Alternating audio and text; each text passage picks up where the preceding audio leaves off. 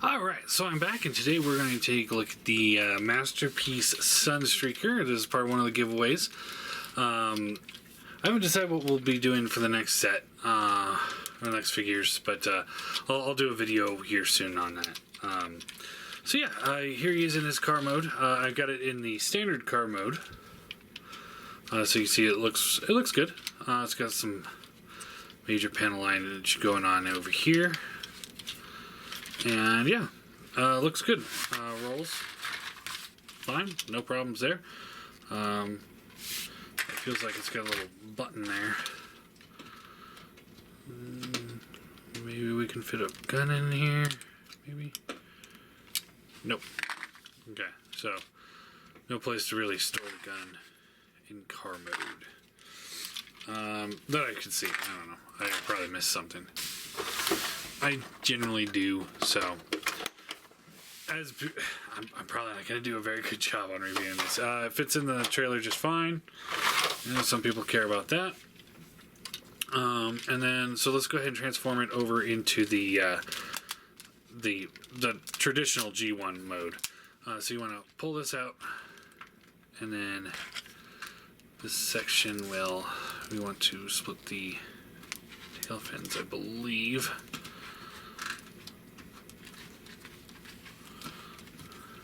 And then we should be able to rotate this around like that. Let's see here. I've only done one dry run because I don't want to do too many because it's got a lot of paint on it, and I don't want to chip it since it's not my figure to chip. So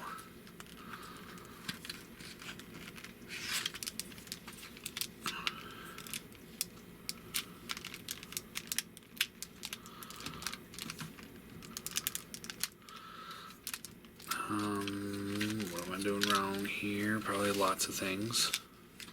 So flip these out. And this should just go right back into place here. And these will go in here like this. It's not the smoothest transformation. That could be user error or design error, you know, whichever you wish to blame it on. I'm okay with that. Alright, so there's those, and then we can flip these sections here down. And there you go. Oh, and then these come back here and cover up those back tail lights. So still rolls smoothly. Still fits in the trailer. I'm gonna get rid of the trailer. Yeah, everything else works just fine. Everyone seems to be really wowed by this. This is one of those I don't get it.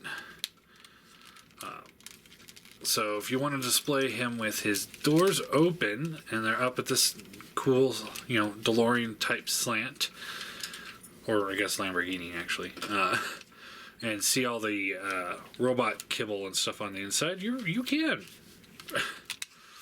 You know, it'd be a different thing if it was like the alternators where they actually designed it so that it would, you open up the doors and there's seats in there, you know, or the Human Alliance I think did that too.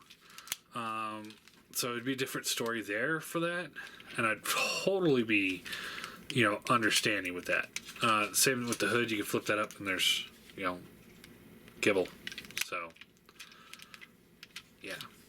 And then you can again pull these parts away, and this pulls out and there's a little pistol there. For I don't know, I can't remember. I don't like doing much with this because all of this chrome is rubbing against each other. I don't have any scratches that I can tell. There's a scratch here. There we go. And then there's a little chrome defect there.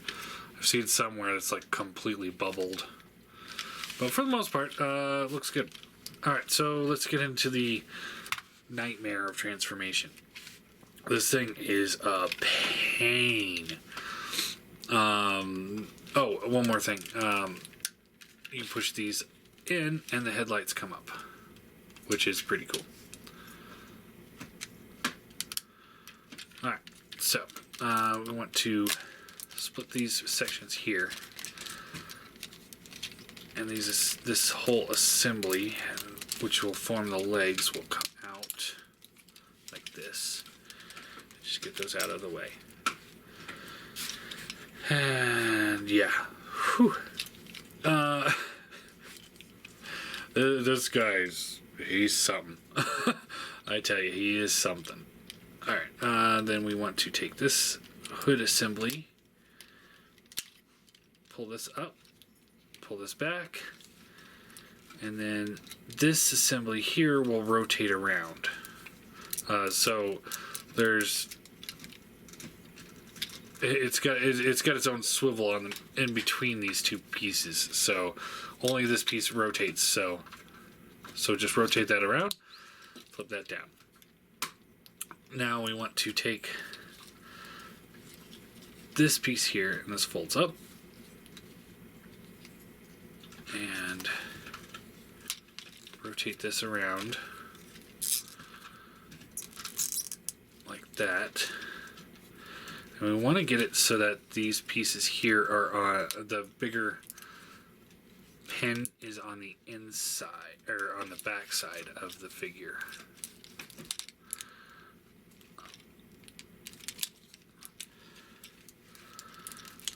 And then we can rotate this down.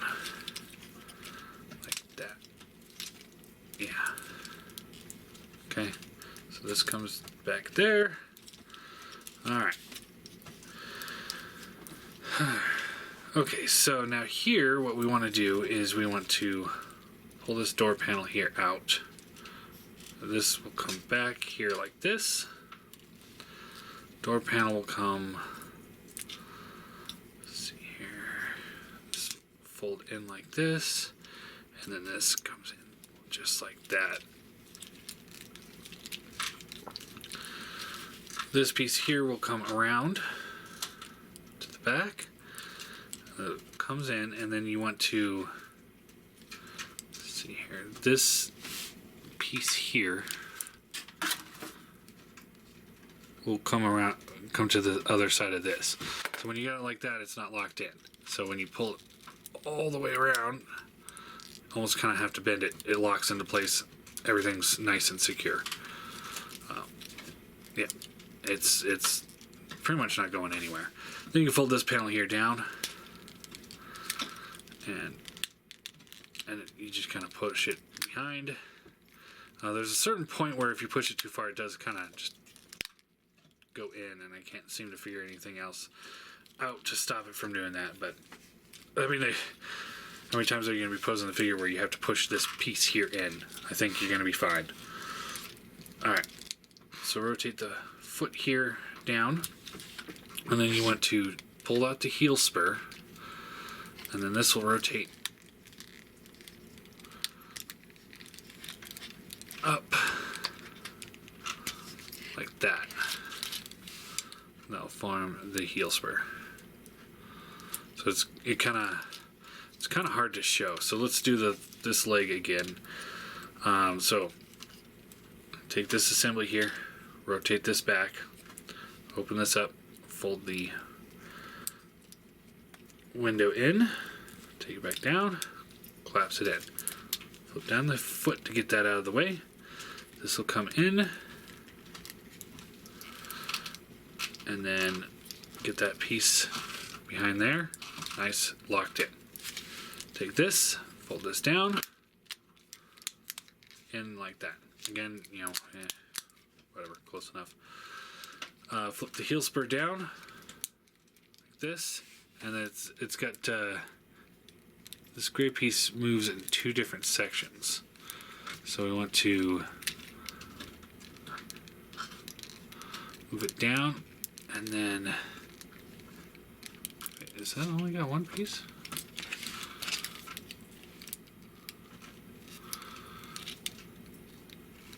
Huh. Oh, and it goes to outwards like that. So it's kind of like in an angle. Yeah, I didn't do so good there. But oh well, I think you guys get the idea. Alright, now the leg sections are done. I think this piece will plug up on this little piece here. Like there's a gappage here. I think it's supposed to go here, but I can't seem to get it. Never mind. Works fine. Perfect. No problems there. Nice waist swivel. Okay. Alright. Now let's do the top section. This is not a very fun transformation up here either. Alright, so split the tail fins. Move those out. And then you want to take this whole assembly and pull the arms out of the way.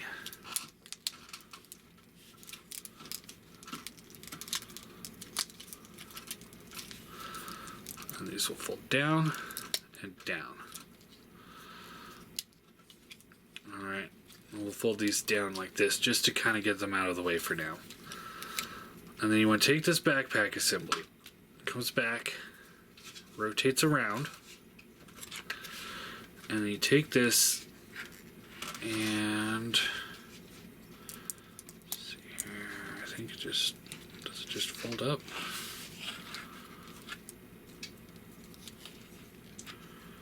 That's not right at all.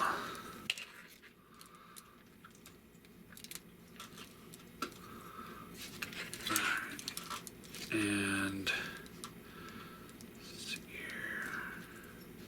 Trying to remember it as I go. You might have to do that. It looks more right. Because this is supposed to fold up.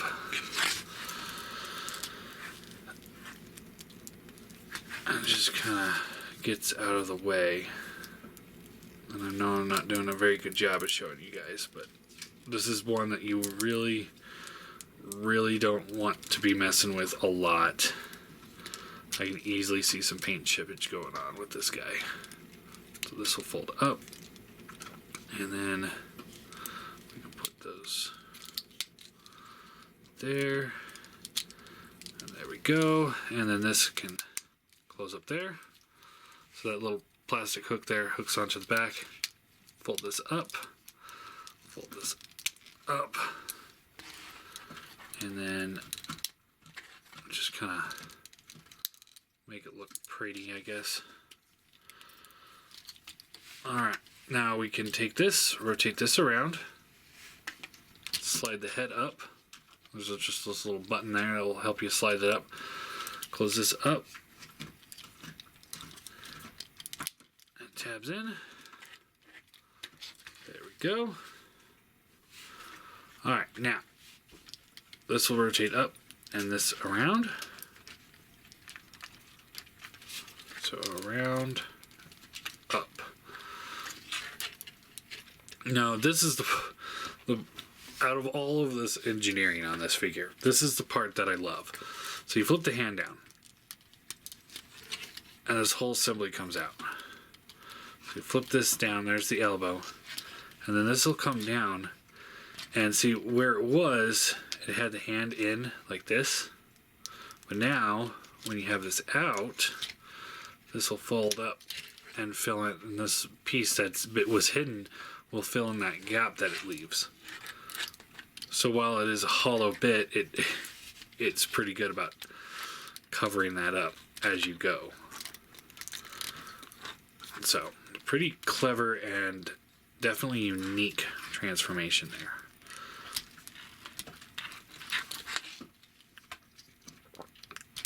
And there you go. And there is Masterpiece Sunstreaker in his bot mode. And he looks pretty good, I gotta say. Let's see here. You can open up his hands, and so his thumb has its own hinge, and then the fingers individually articulate just all on one big knuckle there. And then there's a hinge here. We'll go through accessories real quick. So he can hold his gun. Seems to be just fine. No problems there. He comes with this other little pistol that can do something, I guess. I don't know. Probably should have paid more attention to the cartoon, I guess. And then you can plug that in. Holds it just fine. Alright. He comes with a wheelchair and spark plug. Chip chase.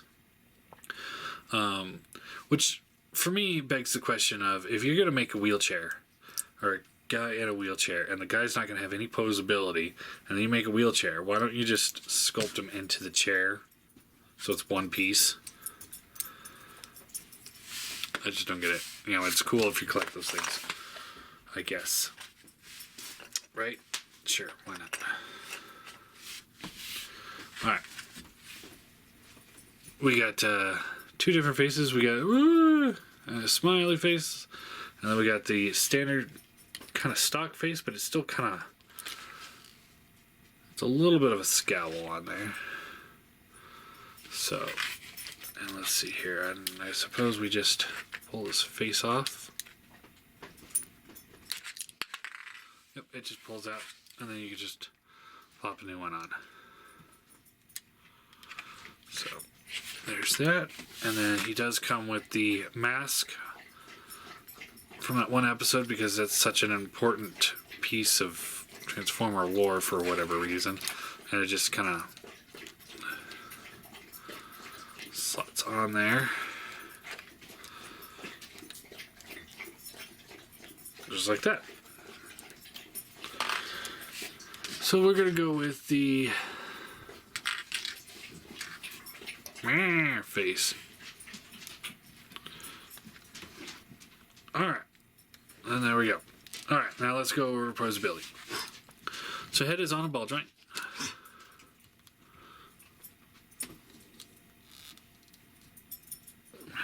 Head is on a ball joint, so you get the left and right. Sorry, Ty's over there making noises. You get the up and down. It does have a hinge in there as well, so it does come out. So you get great down to the point where he's looking at his chest.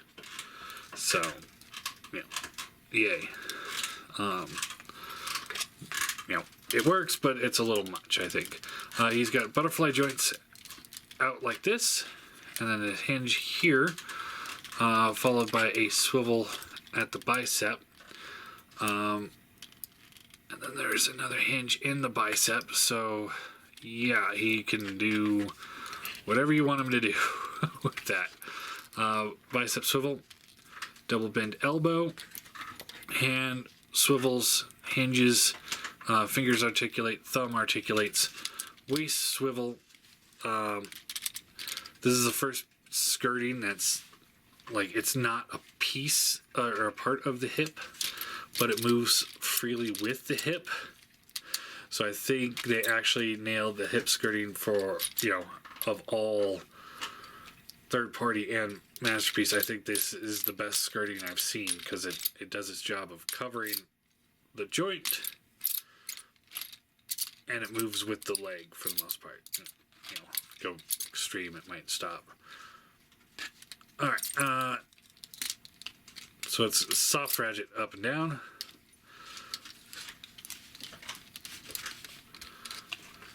Beyond the Van Damme, as Skullface would put it. Thigh swivel. Ratcheted knees. Single hinge, but it gets you a huge range of motion there. There's a rocker and a tilt. And the toe kind of hinges on its own. But yeah, I mean, you can get some really dynamic poses with this guy. I mean, Iron Man pose would be no question if you have more time than I do. Yeah. Let's do size comparisons, and then we'll do some final thoughts on this guy. So here he is with Rodimus. So he's about a head shorter than Rodimus, which is about where he should be, I think. And here he is with Prime. And I think that, obviously, Masterpiece figures are going to fit perfectly with Masterpiece scales. So as far as this guy goes, he looks great. It's weird because car mode has that first vibe of Masterpiece figures where they're going for like real world take on it, and a really updated version. But then you get into robot mode and it's more or less full on cartoon accuracy, which is cool, but different. Not what I would want in a Masterpiece aesthetic myself. I think he looks great for what he is. The hand sculpts are bizarre just because of the fact that they're going more for that real world look and not so blocky. I think they look bizarre, so I'm not a fan of those hands, to be completely honest with you. That's a personal preference right there. I think the transformation could have been engineered a little smoother. I think his, like, for example, his is a lot smoother than him. And his backpack cleans up. It's still unsightly at the top and a little bit on the sides, but I think it does clean up a little bit better than this. Given I most likely did something wrong here. But overall, you're not getting rid of that backpack or the butt flap. They're there to stay. So I think Rodimus does it a little bit better when it comes to the cleanup. But overall, I think it's a really good figure. Now, if it was at that $70 price point that most Masterpiece cars are at or around, I would give it a solid 10. Since it's at a $120 price point, $50 more, I have to give it an 8. I would say, engineering, while it's interesting, and a lot of it's different, it ultimately is trying to do too many things. I think it could have been a licensing thing why they had to do both the chrome back and the regular car back, but I don't know, maybe they could have figured out some way to do like release one in one mode and one in the other mode, but I don't think anybody was going for that regular Lamborghini look with him because they had tiger tracks. But anyway, the point is that he's, I think he's a little over engineered for his size and for what you get for the figure. I think he's good. I recommend him. I do. I would say if you don't have one already, pick him up. If you are a Masterpiece collector, pick him up. If you have the Bad Cube one, I do recommend it. I would say go ahead and sell it and see if you can pick this guy up. Because he is better than the Bad Cube one. And I do, unlike the Make Toys Starscream, I would say that there's enough here that's better than the Bad Cube one to make me go, this is definitely worth upgrading. Because it is an upgrade. Cost-wise, yeah, he's expensive. But I think ultimately he's worth it.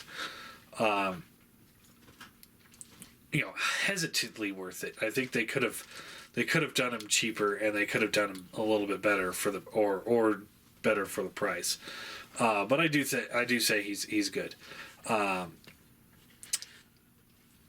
If I were still collecting the Masterpiece figures myself, I would be not. I wouldn't be questioning whether or not I'd keep the Bad Cube and go with this guy. I would have already done it. And if you're a major Sunstreaker fan, he's a must. I do. I don't sound too enthused about it because it's a figure that's like, I don't care about him. I don't care about the character. I don't care about this particular figure. But I will say, from the point of view of, knowing people are going to buy this guy for a Masterpiece Sunstreaker, I would say definitely he's worth the purchase. I just wish that, it wasn't so expensive, just because, it just gets out of control with the cost of the Takara purchases lately. But they do make the best product, so what can I say? But yeah, 8 out of 10. They could have cleaned up the backpack better. They could have engineered it a little bit better, like smoother or something. But yeah, other than that, I think he's good. So yeah, there you go. All right, so now it's time to give away the Sunstreaker. So we got our bucket here. And let's see here. We got Todd M has 2 tickets.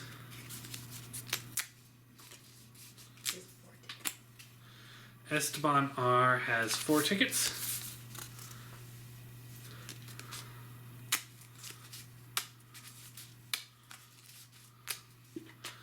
Anthony F has 1, 2, 3, 4, 5 tickets. Mr. Moneybags.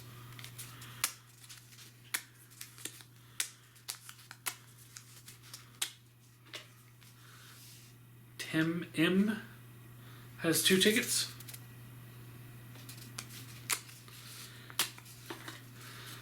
Daniel M has 1, 2, 3, 4, 5 tickets.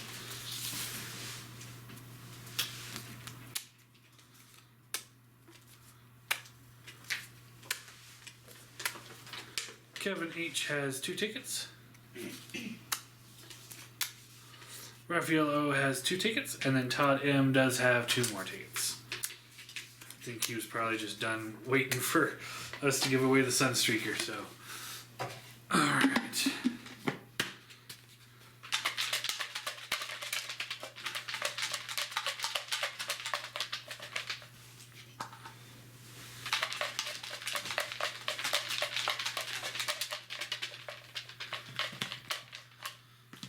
Alright. My girlfriend wants to do the name. So the winner is Daniel M. Daniel M, you win the Sunstreaker, the horribly overpriced Masterpiece car. But yeah, hit me up with your address and I'll get you a shipping quote and we'll go from there. Thanks.